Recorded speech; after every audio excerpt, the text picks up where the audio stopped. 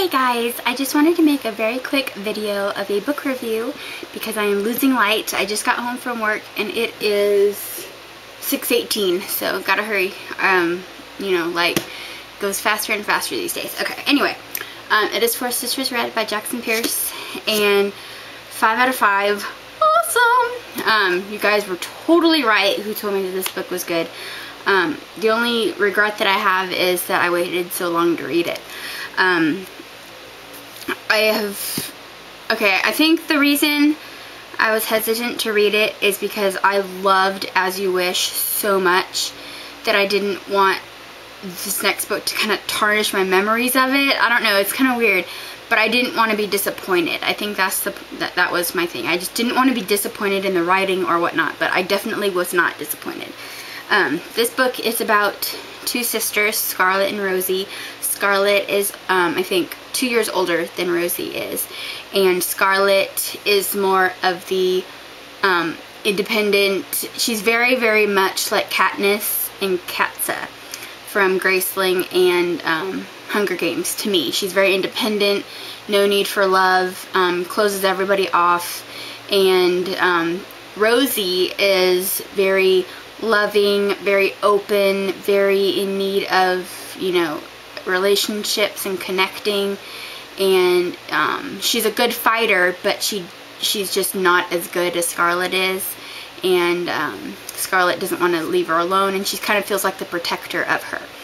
And the book starts off with, this is no secret, by the way, that their grandmother dies because their mother left them when they were very young, or younger, and so they live with the grandmother, and the grandmother gets killed by a werewolf, and so Scarlett protects Rosie from the werewolf and ends up getting very horrible scars and on her face and on her hands and almost everywhere on her body, and her right eye gets taken, so she wears like an eye patch and things like that. So I think Rosie feels guilty because, you know, Scarlett got all messed up, and she kind of feels like she owes her life. However, Scarlett chooses to do with her kind of like a vessel.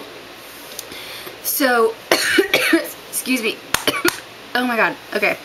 And if you guys haven't really guessed it, this book is an adaptation of Little Red Riding Hood. And, so good. Anyway, so they make it their life goal to hunt all the Fenrys, and that's excuse me, I have the hiccup, what the werewolves are called, the Fenrys. And I kind of thought it was interesting because I didn't really think of it, but in Harry Potter, the werewolf who bit Lupin is Fenrir Greyback, and Fenris, excuse me, it's the same. Anyway, I'm totally going on a tangent. Excuse me, oh my gosh, this book review is turning into a very crappy one. But anyway, the book, they make it their life mission to kill all the Fenrys in the world so nobody has to go through what they went through. So what they do is, the Fenry is only attracted to teenage girls, like pretty girls, and they call them dragonflies. The girls do, the sisters. And so they have very pretty, very, very, you know, likable, blonde hair, blue eyes, perfect, cheerleader, bouncy, you know, that kind of thing. So what they do is they lure them in with a red cloak, Little Red Riding Hood, and they kill them.